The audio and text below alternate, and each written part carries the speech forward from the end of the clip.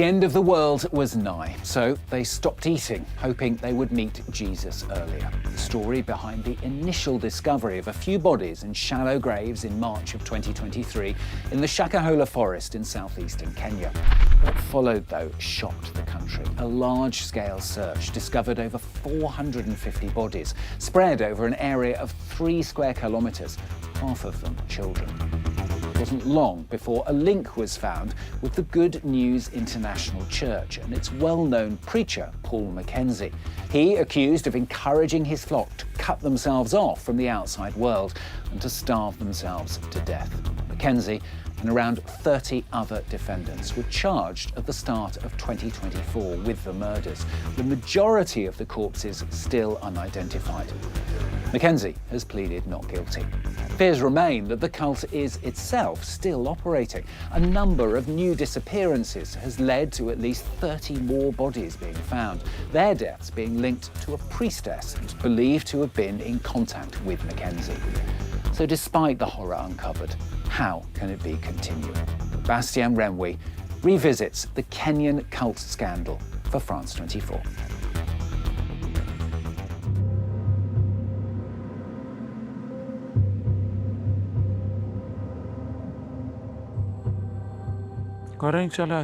Fasting was mandatory.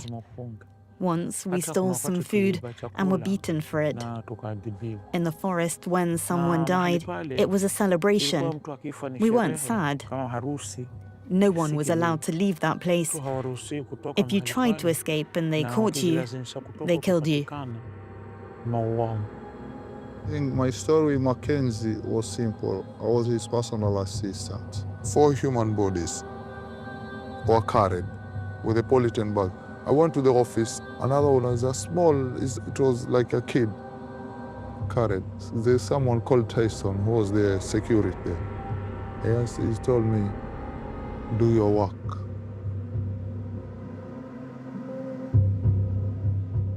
More than 400 bodies were found in this forest.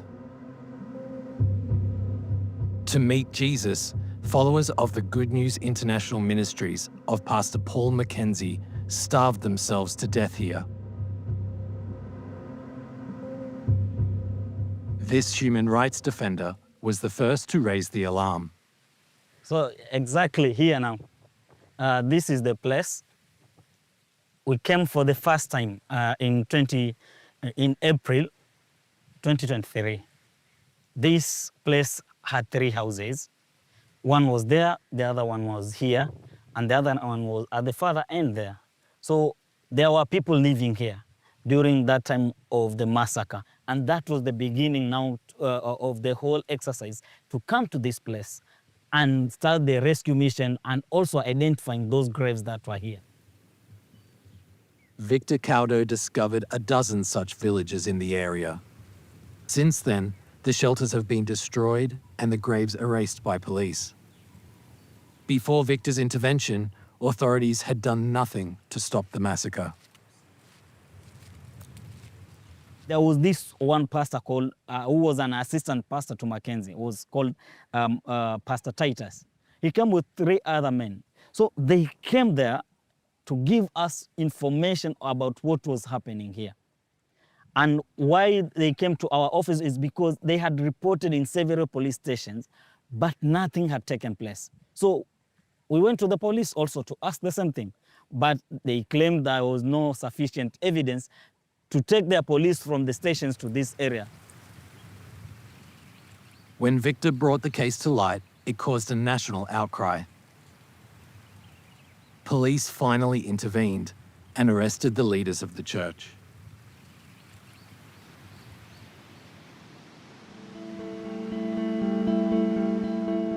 We head towards the Kenyan coast, about an hour's drive from the forest. Several survivors now live in this hamlet.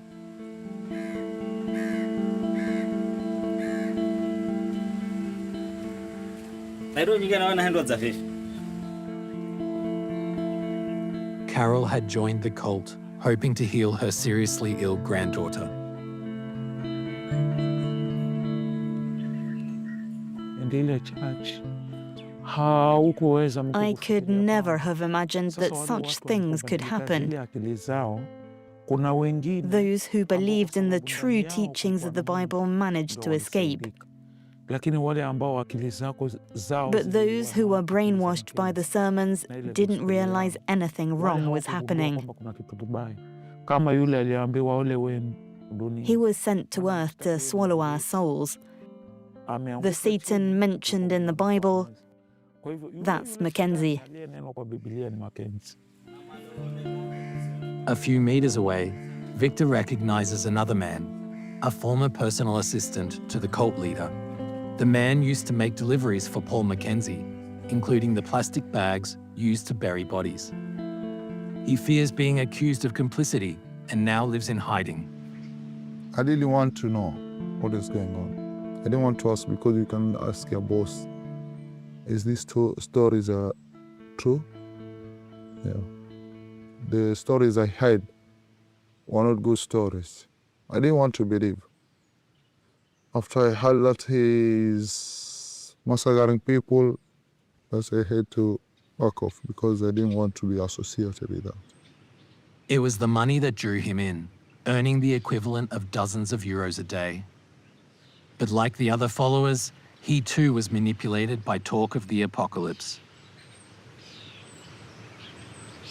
In my view, I think those people used to believe that if I believe in Mackenzie's prophecy and words of wisdom and the Christianity he believes in, then I'm going to meet Jesus. You know, we are desperate to meet Jesus. These two people did not dare to appear before the court. Yet a trial is underway, 2.5 years after the discovery of the first bodies.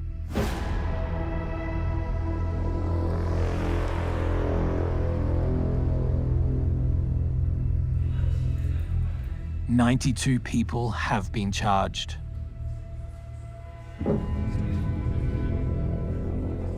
At the front, Paul Mackenzie speaks with his lawyer.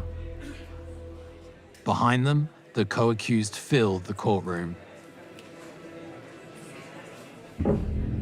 For months, damning testimonies have followed, one after another. He forbade us from having a social security number. He said those were the numbers of the beast.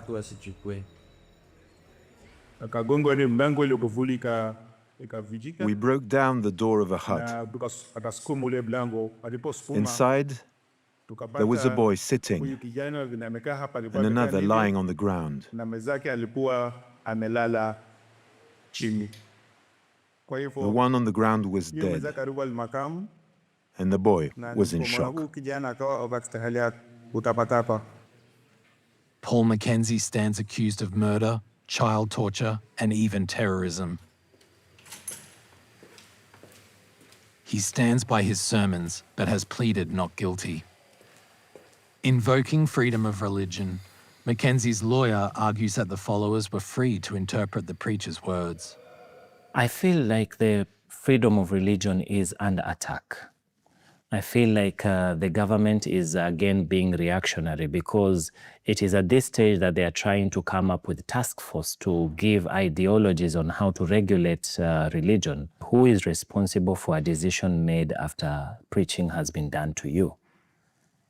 And because we don't have regulation of religion in this country, who determines what is the right scripture to preach and what is not the right scripture?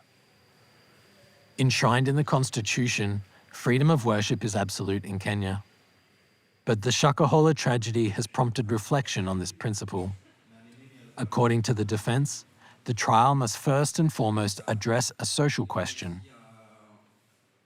For now, anyone can start their own church and preach as they wish. From Mackenzie's cult to exorcists, evangelicals, and the most conservative religious movements.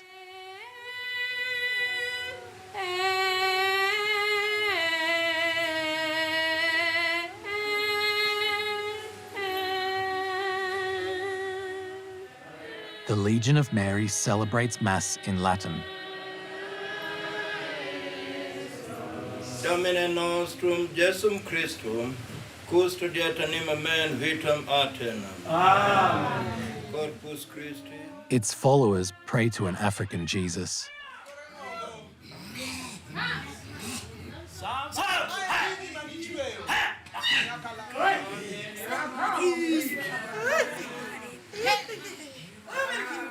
The freedom of worship is a good thing because it is God to be with us and us to be with God, to come closer to God. You know, people have been preaching the word of the gospel to spread it everywhere in the world so that people should transform, come from the word of the darkness and come to the word of the light. Researchers at the University of Nairobi have studied this multitude of sects and their excesses. They could start off with a moral notion of wanting to alleviate or spread the gospel. We can look at Christianity that way, or religion, or spirituality. But then after a while realize, wait a minute, I can, this tithe that does the work of God can actually do my work as well. And that is how it goes, the train sort of goes off the track. What we would benefit from is civic education, enabling people to know that this is becoming dangerous. This is not good for me. I need to move out of here, or I need to report it. I think that is where it needs to start happening. Awareness is only a first step, but for the authorities, setting out a clear plan remains a challenge. They're overwhelmed by the sheer scale of the atrocities linked to the Good News International Ministries. We meet activist Victor Caudo again. That is where now more than 400 bodies are lying. The white container there. Oh, this is now a crime scene also. The only people I can see are the homicide people.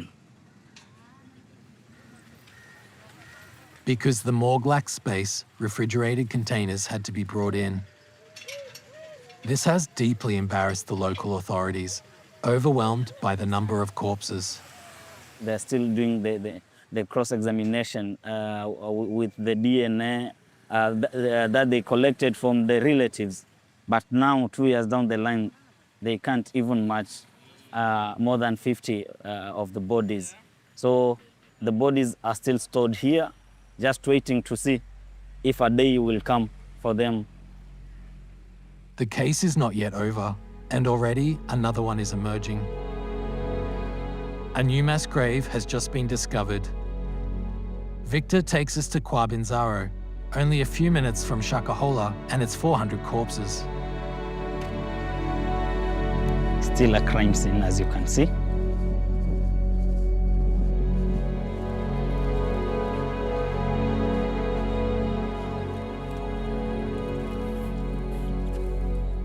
Here, he helped exhume 32 bodies in August 2025. We have discovered to be a fresh mass grave. Now, they went back to court so that they can come and start exhuming. But currently, they can't do that because they don't have any place to take these bodies. At the morgue is very full. So even if they exhume, they don't know where they're going to take them. So that is why they stopped. So this is a mass grave at the Kwabinzaro.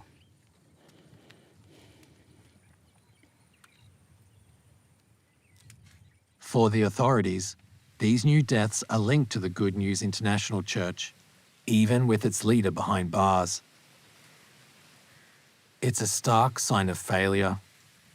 When Shakahola massacre was happening, we gave information to the police department that there is a law referring people out of Shakahola. They never took it serious, they never did a follow-up. 2 years down the line, now a second massacre, the Binzaro massacre is happening. We won't be amazed in the next 1 year or 2 years, another massacre can happen again. It is a religious massacre. They're using religion in the bad way. So if this country needs to go away from this such a thing, they should introduce something new under the freedom of worship. We feel religion must be regulated in Kenya. If it is not regulated, let's expect more massacres. These deaths have left a deep scar on the community.